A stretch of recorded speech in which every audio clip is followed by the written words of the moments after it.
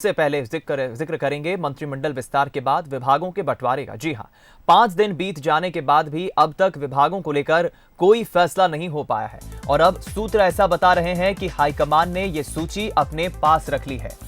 केंद्रीय नेतृत्व ही अब यह फैसला करेगा कि किसे कौन सा विभाग दिया जाए, क्योंकि मंत्रिमंडल विस्तार तो हो चुका है, 5 दिन बीत चुके हैं, लेकिन फिलहाल विभागों का बंटवारा अब तक नहीं हो पाया है।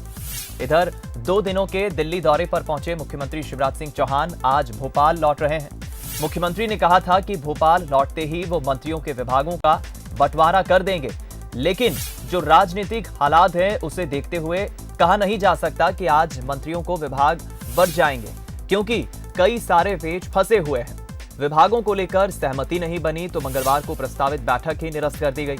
सीएम के आने के समय में भी बदलाव किया गया, उनके भी समय में बदलाव होता गया और अभी तक ये तय नहीं हो सका है कि बीजेपी के पास कौन से विभाग रहेंगे और ज्योतिरादित्य सिंधिया खेमे के जो मंत्री बनाए गए हैं उनके पास कौन से विभाग रहेंगे।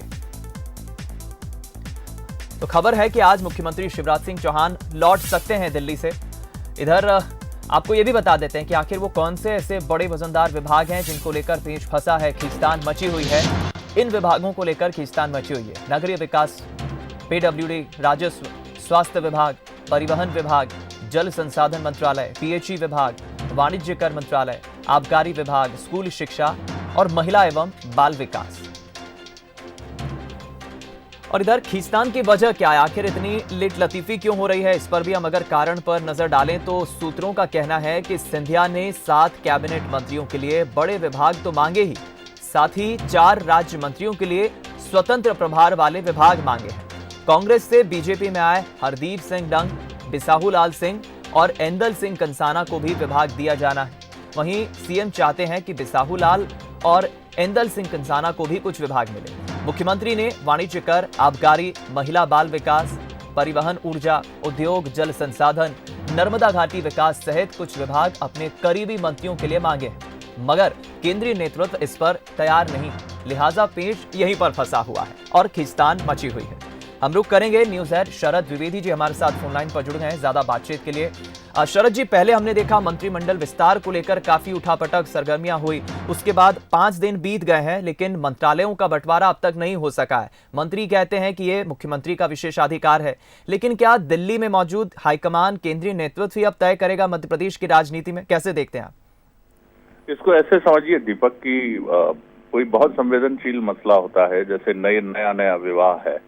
और अरेंज मैरिज है या समझौते के तहत मैरिज है, लव मैरिज है, उसमें जो दोनों पक्ष होते हैं यानी वधू पक्ष और वर पक्ष, वो इस बात को लेकर बहुत चिंतित रहते हैं कि पति पत्नी के बीच में जो नवविवाहित दंपत्ति हैं, इनके बीच में कहीं कोई कठिनाई ना हो। इसके लिए अगर जरा सा भी उनको स्वर सुनाई देता है कि दुल्हन को ये बात पसंद नहीं आई कि उनकी ननद ने उनको कोई टिप्पणी कर दी तो उनको बहुत बुरा लगा है, तो तुरंत वो हस्तक्षेप करते हैं और कहते हैं कि नहीं ये सब चलता है, जीवन है। तो आप इसको केंद्रीय नेतृत्व की भूमिका को इस रूप में देखिए। दरअसल केंद्रीय नेतृत्व ये चाहता है कि ये, और क्यों नहीं चाहेगा, कि मध्य प्रदेश में जिस तरह से एक बहुत बड़ा नेता जो राष्ट्रीय फलक का नेता है वो कांग्रेस छोड़कर बीजेपी में आया है, ये प्रयोग अगर सफल रहता है तो कांग्रेस के कुछ अन्य राज्यों की तरफ भी बीजेपी की निगाह है और बीजेपी के ऐसे युवा नेताओं की तरफ बीजेपी की निगाह है जिनको देखकर वो चाहता है कि वो भी आने वाले समय में बीजेपी का हिस्सा बने और उन राज्यों में जहां कांग्रेस की सरकारें हैं वहां पर एक बड़ी तोड़फोड़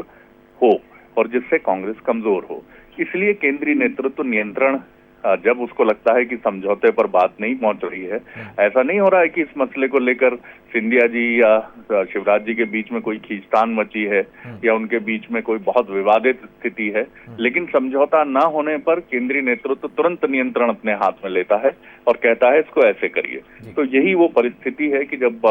सहमति न बनने की स्थिति में या थोड़ा मामला आगे बढ़ने की स्थिति में केंद्रीय नेतृत्व ने कहा है कि ये परिस्थितियां हैं, इन परिस्थितियों में शिवराज जी आप ऐसा निर्णय लीजिए और ज्योतिरादित्य आप इसके साथ समझौता करिए। दीपक, शरद जी, क्या माना जाए कि अभी कुछ और वक्त लग सकता है, क्योंकि राजनीतिक हालात वर्तमान में जो है उसको देखते हुए अभी कहा नहीं जा सकता कि मंत्रियों के विभागों का बंटवारा आज हो सकता है? कतई नहीं दीपक, ये बिल्कुल हो जाएगा और आज मुझे लगता है कि दोपहर बाद तक या शाम तक निश्चित तौर पर विभागों का बंटवारा हो जाएगा। चलिए, धन्यवाद बातचीत के लिए। हमारे साथ न्यूज़ हेड शरद द्विवेदी जी जुड़े और जाहिर है कि बहुत अच्छा उदाहरण देते हुए उन्होंने समझाया है, क्योंकि ऐसी कोई बात नहीं है कि शिवराज सिंह चौहान या ज्योतिरादित्य सिंधिया के बीच कोई ऐसी खींचतान मची हो, लेकिन चूंकि फिलहाल हाल ही में ज्योतिरादित्य सिंधिया और उनके खेमे के जो मंत्री हम बात करें वो अब चूंकि कैबिनेट में शामिल हुए हैं, तो केंद्रीय नेतृत्व खुद ये चाहता है कि अब उसके हाथों में कमान हो। और जाहिर है कि 2 दिन से जो सीएम शिवराज सिंह चौहान दिल्ली में मौजूद हैं, हाईकमान के कई बड़े नेताओं के साथ उनकी मुलाकात हुई। केंद्रीय गृह मंत्री अमित शाह की बात करें, बीजेपी के राष्ट्रीय अध्यक्ष जेपी नड्डा की हम बात करें, तमाम नेताओं से उनकी मुलाकात हुई है। और अब कुल मिलाकर हम ये कह सकते हैं कि आज जब सीएम शिवराज सिंह चौहान भोपाल लौटेंगे, उसके बाद जल्द ही ये विभागों का बंटवारा हो सकता है।